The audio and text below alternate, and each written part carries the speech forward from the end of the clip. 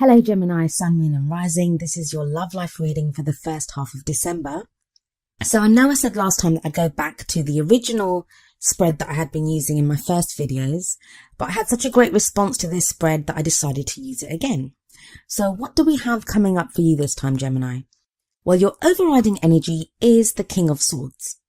The King of Swords is very much your own energy. Even though we say kings and queens, they don't actually represent men or women.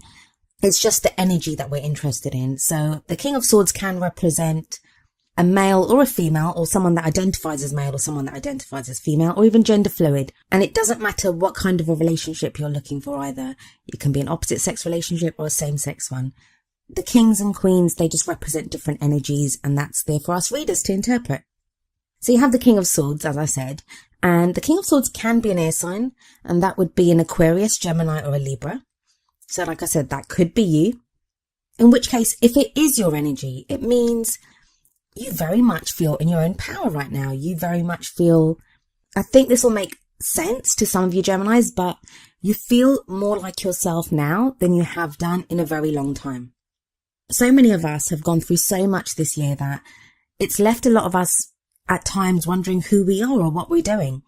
But with the King of Swords coming up here in the overriding energy, this would suggest that so many of you now feel very much in your own power, especially with the King. The King is the master of the suit of swords. He has mastered the energies of swords, and swords are all about communication, thoughts, ideas, being able to debate, being able to communicate. He has knowledge, he has wisdom. And a lot of you may be feeling that way right now. You may not know exactly what you have knowledge and wisdom about, but you do feel like you know more now, and you're more confident in what you know than you did even a couple of weeks ago. If this isn't you, if it could be that you're dealing with another air sign, like I said, that's an Aquarius, Gemini or a Libra. All those qualities may apply to that person, that's what they come across as. But the other thing that can come across here sometimes when we're dealing with swords, even if it's not someone of that element, even if it's not an air sign, this could be someone that comes across as rather cold. You may try to express an emotion to them and you're not really getting anything back from them. But even then, I think with the King of Swords energy here, you're in a much better position to be able to deal with someone like that. Although I think for the majority of Geminis, this is going to be your energy, that you are back in your own power. Now, the card that comes up at the center of your reading is the Devil. This is the card of addiction. It can refer to literal addiction, like being addicted to some kind of substance like alcohol or drugs or even porn or sex. It can be an addiction to a bad relationship or just to ways of thinking and behaving. But it's when we cling to something that is not good for us, and we know it's not good for us, but we're unable to let it go, like an addiction. It can be that this is you that's having to deal with some sort of addiction, that you're addicted to some substance or pattern of behavior or a relationship, or someone that you're having to deal with is going through that they may be addicted to something. If the original King of Swords energy is your energy, Gemini, then I do think that this Devil energy is something that you're going to be working through in this period, or you may even already be working through it, and that's the energy that you bring into the beginning of December. Because the Devil doesn't just show addiction, it shows freedom from addiction. The message from the Devil is only those things that we allow to hold us back will hold us back, that we have the power to unchain ourselves, to unshackle ourselves at any time. And I kind of feel like that's what you're going through at the moment, Gemini, that you've been unshackling yourself. You've been trying to change the way you think. You've been trying to change the things that you're addicted to. And I hate to keep using that word, but you get what I mean. Like those things that have been holding you back, you are now freeing yourself from that. And the King of Swords would be the perfect person to do this because he's very mind over matter.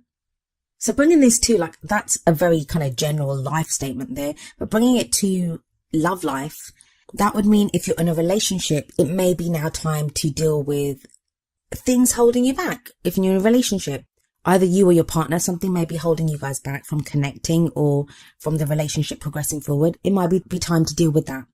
If you're single, you may decide to tackle those things that have been keeping you single. If you're dating and that relationship doesn't seem to be going anywhere, again, you would be dealing with those things that are preventing you from moving forward. So the devil isn't always a bad card. I know people look at it and they're like, oh my God, it's a toxic presence. In a reading, the devil isn't always, well, not for me anyway. I don't always see the devil as a bad card. I mean, what do they say? The first step of dealing with any addiction is admitting you have an addiction.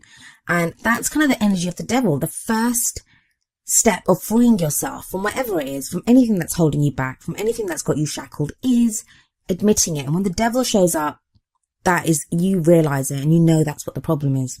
You know right now what's been holding you back. And that's a huge step for you, because if we look at the past energy, we have the Seven of Wands.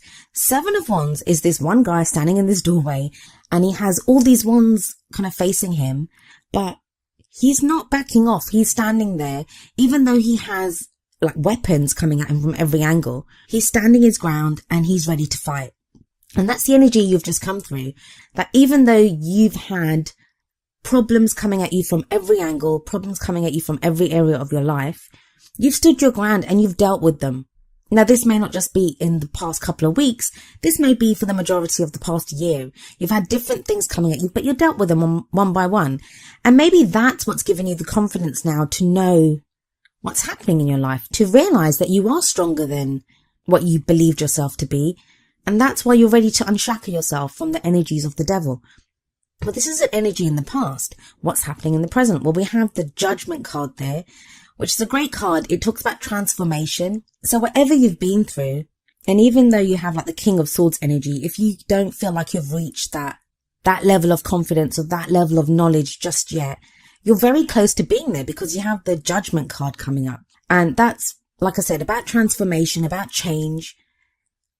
It's about looking back over the past, and that's not always the easiest thing to do, but looking back over everything that you've been through, forgiving those people that need to be forgiven, and oftentimes forgiving ourselves, because sometimes we need to forgive ourselves, learning the lessons that need to be learned, drawing a line under it, and then moving forward from there. And that whole process changes us. Now, sometimes the Judgment card can indicate someone coming back from the past. So it may be now that you have someone that's returning to you from the past. That is going to apply to very few of you. But for some of you, that may be the case. If you're in a relationship, this may indicate that you're ready to move forward to a new future. With the King of Swords energy, that would make you better equipped to be able to communicate with your partner and to explain that this is the situation. If you're single or casually dating, this is probably going to signify huge changes in what you want from a partner, because you've changed. You've changed so much with the Judgment card. It really is that feeling of facing the future without fear, of looking your future in the face and facing it with eagerness and anticipation for once, rather than worry or strife or, being on the defensive like the Seven of Wands card in the past. And that shows in the next two cards that come up, because you have the Queen of Cups next. The Queen of Cups can be a water sign, and that would be a Pisces, Cancer or Scorpio. But if it's not a water sign, this can indicate someone that's very, very open to love, to loving. The Queen of Cups, she loves without reserve. She is very emotional. She's able to express her emotions. She's very intuitive as well. So it may be that you have someone like this coming into your life, a prospective partner even, or this could be your energy, that where you've gone through the change, you've come back to being who you are, which is very logical, very clear-minded, but now you're in a stable enough place to allow those emotions in, to feel more emotional. She is a very loving person. If the Queen of Cups refers to someone that has returned from your past, then there would be a very kind of loving connection there. It would be different anyway after the Judgment card.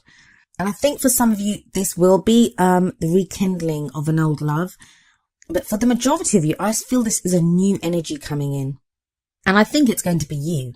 I think it's going to be you that is feeling that love. You that is feeling more emotionally stable. You that's able to express your love.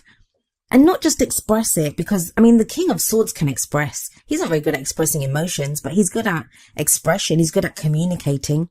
But with the Queen of Cups, she doesn't just express love, she can receive love too. And sometimes that can be hard for us to accept love from other people. So maybe that's the lesson that you need to learn here, that you can receive love. And the crowning energy, which takes us up to the middle of the month, is the Nine of Cups. And I'm sure you got this last time as well. Nine of Cups is the wish card. It's that whatever you want, you can have it. You've received your heart's desire. I'd love to be able to say that by the time we get to the middle of the month, you will have your heart's desire. But I don't think that's the case, because that would be the 10 of Cups. The 10 of Cups is the happily ever after. But the 9 of Cups tells you that you're almost there. You're almost at your happily ever after. You just have to refine what it is that you want. You just have to decide now, what is it that you want? And I think this first half of December, it's going to allow you to refine that to a level that you haven't probably done so before, and not in a very long time anyway. The 9 of Cups is also a card of celebration. I mean, we see 9 cups here. It's having plenty. It's having lots to share, and it's a love life reading. So you have love to share with people. But if you do nothing else in the next 2 weeks, Gemini, think very carefully about what it is that you want. What do you want? What do you really, really want in your love life? Because by the middle of the month, you're going to have the opportunity to implement that, to call it to you, to manifest what it is that you want. But before you can manifest anything, before you can achieve a goal, before you can make a dream come true, you have to dream it. You have to set that goal. You have to decide what it is that you want.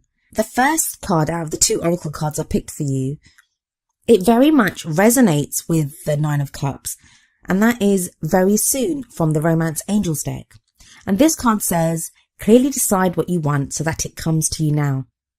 This card is all about the same kind of energy as the 9 of Cups. It's all about asking you, what do you want? What is it that you want? It's almost is the 9 of Cups again, but just in the Romance Angels version. So you have to be very clear on what it is that you want. And I think you'll be in a position to do that. You'll be in a position to do that because you have the Judgment card, because you have the Queen of Cups, because you have the 9 of Cups, and you've gone through the 7 of Wands energy, and it's in the past. And even the Devil, I think, with the cards surrounding it, I feel like that's something that's being overcome. And the other oracle card that came up for you is from the Wisdom of the Oracle deck, and it's number 2, Yin. I shall read you the essential meaning and the relationship message from the book. So the essential meanings: the feminine principle of receptivity, letting someone else make the first move, gathering information and taking in cues, the art of conscious allowing. The relationship message: let others take the lead right now. Your power lies in small gestures, soft awareness, and conscious surrender. By yielding the reins, you will find yourself effortlessly moving closer to what you truly desire. Permit others to tell you who they are and who they can be to you by allowing their actions to speak about them.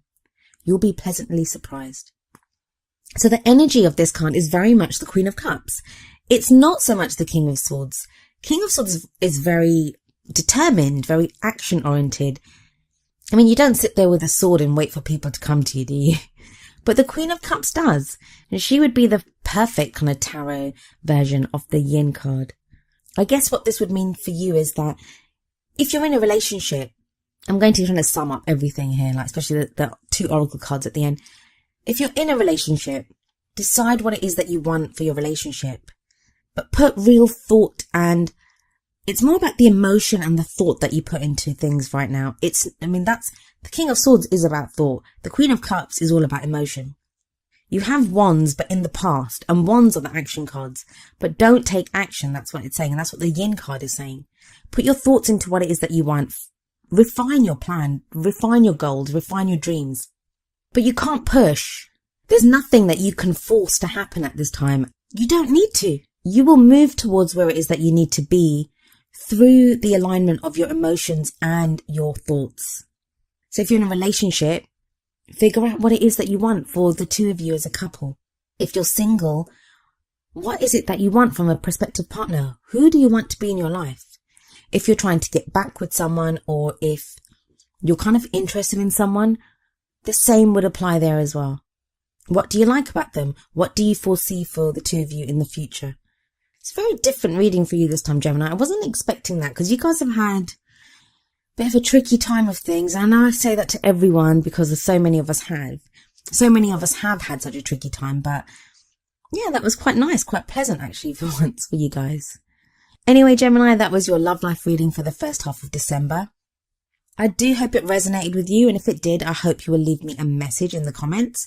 If it didn't, I do apologise, and I hope I can come up with a message for you next time. I'll be back mid-December. I'll see you then. Goodbye for now.